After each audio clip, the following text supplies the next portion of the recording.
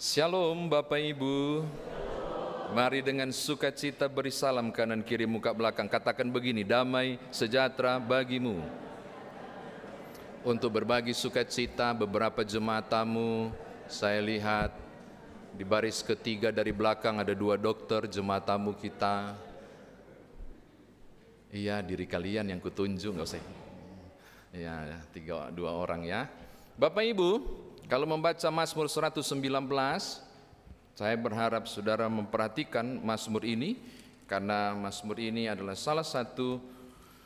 bukan salah satu Mazmur yang ayat terpanjang untuk kitab Mazmur, tapi juga ayat terpanjang untuk seluruh Alkitab, 176 ayat. Kalau pasal terpendeknya Mazmur 117. Beberapa menggali referensi yang saya baca menemukan kalau pasal tengah seluruh Alkitab adalah Mazmur 118. Ayat tengahnya adalah Mazmur 118 ayat 8. Tolong lihat dong ayat tengahnya, bagus banget. 118 ayat 8, udah dapat kita baca sama-sama 2-3. Lebih baik berlindung pada Tuhan daripada percaya. Kasih lingkar, kasih stabilo. Wow, lebih baik berlindung pada Tuhan daripada percaya manusia. Saya tidak bahas Mazmur 118. Kita maju satu langkah. Mazmur 119, beberapa penafsir mengatakan ini ditulis di zaman pembuangan atau juga di zaman sesudah pembuangan. Tentang bagaimana umat menyesali dosa-dosa mereka dan ingin kembali pada ketetapan dan perintah Tuhan dalam Taurat, menjaga kesetiaan di hadapan Tuhan dan menyenangkan hati Tuhan. Lalu di ayat 1 saudara menemukan kata yang sangat luar biasa bermakna bagi kalangan Yahudi, yaitu berbahagialah. Bagi kita istilah ini biasa, berbahagialah itu hal yang biasa. Bagi orang Yahudi tidak, Bapak Ibu. Eser dalam bahasa asli, itu punya 2 arti. Yang pertama tadi berbahagialah, dan yang kedua diberkatilah. Dan tahukah saudara bahwa eser tidak pernah diterjemahkan secara terpisah berbahagialah atau suka-suka bilang diberkatilah. Oh enggak, ketika orang menyebut eser, dorang so tahu ini berbahagia, diberkati. Maka ketika orang-orang Yahudi pada zaman itu menggunakan istilah eser, dorang so tahu aku diberkati maka aku berbahagia. Itu konsepnya. Nah, kenapa diterjemahkan di sini cuma berbahagia? Iyalah, nggak mungkin panjang-panjang berbahagialah dan diberkatilah, enggak. Hanya menggunakan penggunaan penerjemahan yang tepat berdasarkan situasi pada konteksnya. Tapi kalau saudara mau cari tahu maknanya, itu artinya itu. Diberkati, aku berbahagia karena aku diberkati. Oke, ini catatan saya yang pertama. Lalu, mengapa sampai dia merasa diberkati, lalu kemudian dia menyebut dia berbahagia, karena konsep orang hanya mungkin berbahagia kalau dia diberkati, itu konsep mereka. Kalau konsep kita kan, mangan, orang mangan, whatever, yang penting happy-happy now. Orang bilang ada banyak alasan untuk berbahagia. Enggak, Bapak Ibu. Dalam kalangan Yahudi ini menarik. Orang hanya disebut berbahagia kalau dia diberkati. Bukan soal berapa yang dia punya, berapa yang ada di lumbungnya, bukan. Bagi dia, dia berbahagia karena diberkati. Bukan soal apa yang dia dapat, bukan soal apa yang dia pegang, tapi soal apakah Tuhan memberkati aku. Itu berbahagia. Dan mari kita cari tahu, kok bisa dia aku berbahagialah, kok bisa sampai berbahagia? Kita menemukan 2 hal loh Bapak Ibu. Yang pertama, yang hidupnya tidak bercela, yang hidup menurut Taurat Tuhan. Garis bawahi kata yang hidup. Teks aslinya menyebut kata derek. Derek itu terjemahan literarnya adalah jalan yang dilalui. Lembaga Alkitab Indonesia memilih menerjemahkan hidup, karena bukankah hidup adalah perjalanan?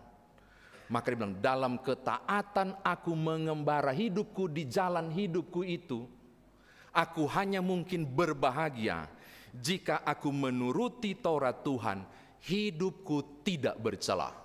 Maksudnya dia sangat ketat, dia sangat disiplin untuk patok hidupnya ke kiri atau ke kanan. Pertimbangannya adalah perintah, kehendak, Torah Tuhan. Taurat itu Torah, bahasa Ibrani berarti hukum dan ketetapan.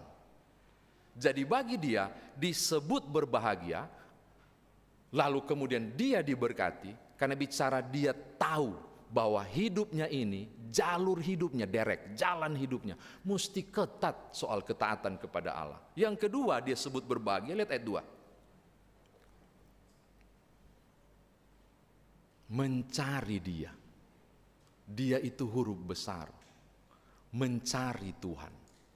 Dalam kedahagaan seekor rusa, demikianlah kata mencari itu dimaksud.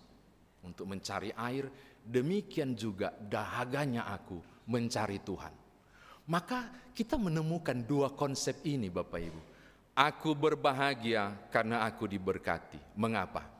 Karena kesetiaanku tanpa celah pada hukum dan aturan Tuhan. Dan rasa hausku untuk mencari Dia siang dan malam. Dua hal ini menjadi kategori disebut berbahagia. Sekarang lihat ayat yang ke-6. Saya lewati ya, karena implikasinya ada di 3, 4, 5 soal jauh dari perbuatan jahat, bla bla bla itu muncul. Kita lompat ayat 6. Maka aku tidak akan mendapat malu apabila aku mengamati segala perintahmu. Saya ulangi, maka aku tidak dapat malu, akan mendapat malu apabila aku mengamat-amati segala perintahmu. Malu itu apa? Banyak orang pasti menyebut dicibir orang atau sesuatu yang tidak enak dilakukan dan malu sekali saya. Tahu nggak Bapak Ibu konsep malu dalam keyahudian? Ketika Tuhan berpaling dan tidak mengindahkan dia lagi. Itu malunya orang Yahudi. Ketika Allah dengan sengaja balik belakang dan tidak mau dengan dia. Dorang lebih baik melanggar hukum tata aturan kerajaan daripada melanggar hukum tata aturan bait Allah. Oh, mereka akan terkategori sebagai orang najis yang dijauhi Tuhan. Dan itu adalah perkara yang sangat memalukan. Tapi rasa malu ini tidak dilihat Tuhan ini menjadi rasa malu, penyebabnya di saat aku mengamat-amati firman Tuhan. Loh, kok dia kiranya aku tidak dapat malu waktu aku mengamat-amati firman Tuhan. Loh, nggak mungkin lalu dikasih malu kalau engkau melihat firman Tuhan. Ternyata maksudnya apa? Terlihat aku mengamati firman Tuhan, terlihat aku seakan-akan kudus. Kelakuanku itu sangat kudus. Padahal Tuhan tahu aku kudis. Terlihat aku begitu alim dengan segala hal, terlihat secara lahiriah mengamati firman Allah. Tapi Tuhan tahu bobroknya aku. Aku malu. Maka konsep di ayat yang ke-6 mau bilang begini. Ketaatan pada ayat 1-2, kerinduan cari Tuhan diwujud nyatakan ketika dapat terlihat nyata. Gitu. Jadi tidak hanya sekedar seorang Kristen, tapi perilaku kekristenannya muncul. Dan siapa yang lihat? Tuhan. Karena kalau orang yang lihat bisa kutipu, tapi kalau Tuhan yang lihat tidak bisa kutipu. Maka aku tidak mau dapat malu di hadapan Tuhan, apalagi ketika aku mengamat-amati firman. Ngana putar balik pak kita, mungkin Tuhan bilang begitu. Sok kudus ngana. Biasa gitu ya. Hari Minggu pengakuan dosa di mimbar kecil. Semua Bapak Ibu dan saya terima berita. Pengampunan dosa telah berlaku dalam nama Bapa, Anak dan Roh Kudus. Aduh, haleluya, puji Tuhan. Hari Minggu kita kudus. Senin, Selasa, Rabu sampai Sabtu. Oh Tuhan, torang kudis. Karena banyak kelakuan yang tidak sejalan. Itu maksudnya. Orang nggak tahu. Orang nggak tahu aku main di belakang, orang nggak tahu. Aku kurang ajar di belakang, orang nggak tahu. Tapi Tuhan tahu dan aku malu. Ini konsep menarik loh. Ini konsep menarik. Bahwa perilaku hidupku kutunjukkan secara benar. Pengamatnya bukan sesamaku, tapi pengamatnya adalah Tuhan dan Allahku. Coba, nggak bisa babote-bote. Bote itu orang Makassar bilang bohong-bohong. Nggak bisa. Nggak bisa. Ini harus ketulusan. Oke, kita mau perjamuan kudus ya. Saya kira demikian firman Tuhan ditafsirkan. Sekarang, bagaimana saudara dan saya bawa dalam kehidupan beriman kita. Bagaimana saya dan saudara membuat firman Tuhan ini menjadi nyata. Ada yang masih murung enggak? Di ruangan ini kita dapat resep bagus. Mau berbahagia? Cuma satu, engkau harus diberkati. Karena parameter kebahagiaanmu yang nyata dan bukan semu adalah diberkati oleh Tuhan. Maka aku mau bilang begini, apapun yang Bapak Ibu sedang alami dan rasakan, mungkin menjadi penyebab kemurunganmu, berita baik hari ini. Engkau bisa berbahagia karena engkau diberkati oleh Tuhan. Sampai di sini kalau saya tanya amin, apakah saudara jawab amin? Lumayan keras. Tapi tolong kasih koma. Komanya harus besar. Aku hanya mungkin diberkati untuk berbahagia kalau aku hidup tidak bercelah. Coba pada ketetapan dan hukum, pada rasa inginku berjumpa dengan Dia, pada wujud nyata dari tampilan lahiriah, terwujud nyata karena Dia yang melihat. Gak gampang. Maka ketika saudara berkata, Tuhan, aku mau berbahagia, aku mau diberkati, pas bilang aku langsung tengok diri. Adakah yang bercelah yang harus kukoreksi? Supaya berkatnya tidak tertahan di plafon. Alkitab bilang doa orang yang benar bila dengan yakin didoakan besar kuasanya. Tapi orang yang bercelah doanya, ini berapa lantai kita? Kalau saya doa di sini nyambungnya cuma plafon sini. Kalau Bapak Ibu ada 2 lapis di situ, sini sampai situ. Kalau bercelah. Tapi kalau lurus dia naik. Jadi ketika saudara bertanya, aku sudah berupaya untuk diberkati dan mau berbahagia, mengapa belum? Lihat di diri. Kedua, untuk apa sih dan apa bukti nyata diberkati itu? Apa bukti nyata diberkati itu? Tolong buka Mazmur 1. Pasal 1. Mazmur 1. Ayat 1 sampai 3 saya baca secara cepat ya. Mazmur 1. Ayat 1 sampai 3. Berbahagialah orang yang tidak berjalan menurut nasihat orang fasik, yang tidak berdiri di jalan orang berdosa, yang tidak duduk dalam kumpulan pencemooh, tetapi yang kesukaannya ialah Taurat Tuhan, yang merenungkan Taurat itu siang dan malam. Kalau saudara tanya apa wujud diberkati, ini dia. Ia seperti pohon yang ditanam di tepi aliran air, yang menghasilkan buahnya pada musimnya, dan yang tidak layu daunnya. Saya suka ini. Apa saja yang diperbuatnya berhasil. Keren enggak? Berbahagialah saudara. Mengapa? Karena aku diberkati. Kok bisa? Karena hidupku dalam ketaatan kepadaku, dan saya percaya walaupun rasanya tidak mungkin, tapi janji Tuhan ada. Apa saja yang diperbuatnya berhasil. Amin. Gitu. Ini yang kedua saudara bawa pulang. Ketiga yang terakhir. Hari ini kita mau tutup bulan Pelkes. Walaupun bulannya bulan Juni, sebenarnya ini sudah bulan Juli tanggal 2. Pelayanan dan kesaksian. Orang sering menghubungkan Pelkes itu dengan Pospelkes. Bagi saya keliru.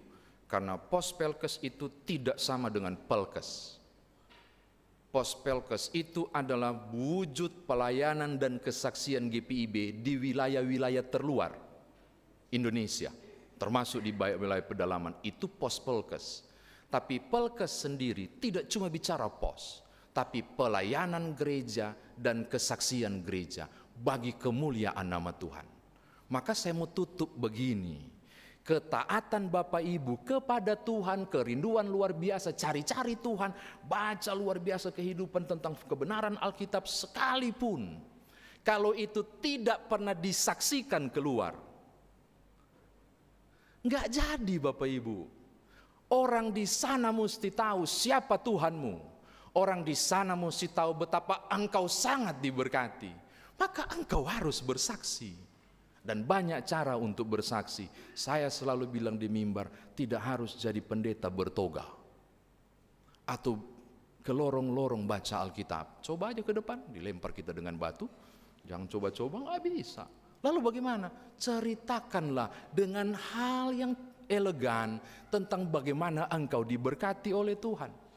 Barangkali dengan berbagi berkat.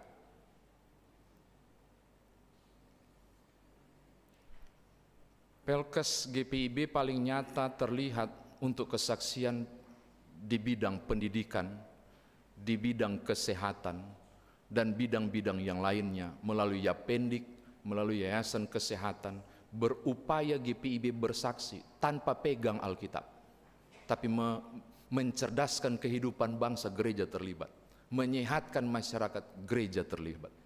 Tadi saya tanya ke bendahara, kapan lagi jadwalnya PKLU untuk pengobatan gratis? Hari ini? Hari ini atau belum? Hari ini. Bagi saya itu bentuk pelkes kita, pelayanan dan kesaksian. Bukan pelayanan, pelayanan dan kesaksian. Itu bentuk nyata loh Bapak Ibu. Kita perlu menggandeng lagi dokter-dokter yang lain yang rindu memberi diri untuk proyek-proyek ber-MM ini. Bagi saya proyek ber-MM ini PKLU. Makasih, itu kan MM. Untuk kemuliaan Tuhan. Proyek besar untuk kesaksian. Saatnya GPIB bukan cuma jago di dalam, tapi bergerak keluar untuk jadi kemuliaan Tuhan. Minggu depan GPIB Karis bergandeng tangan dengan Yayasan Kanker Indonesia. Tolong hadir minggu depan. Kita mau bicara tentang apa itu kanker. Kok bisa ada kanker? Kok bla bla. Itu kesaksian. Gereja sedang membuat hal-hal sederhana seperti itu. Saya bergumul Bapak Ibu. Aku sedang berhitung berapa jumlah jemaat GPIB Karis yang dinyatakan positif kanker. Wow, itu pergumulan luar biasa loh. Dan kita harus tahu tentang ini. Dan gereja berpelayanan dan kesaksian di model seperti itu. Atau saudara barangkali bisa menopang kebutuhan, apa sih itu? Ya ukur-ukur gula darah, itu kan bisa dibeli. Nah hubungilah PKLU dan Pelkes. Bisa jadi karya. Simple loh Bapak Ibu. Engkau sedang berkata kepada orang banyak, aku diberkati Tuhan, maka aku memberkati orang lain. Selamat berbahagia Bapak Ibu, karena engkau diberkati. Haleluya, amin.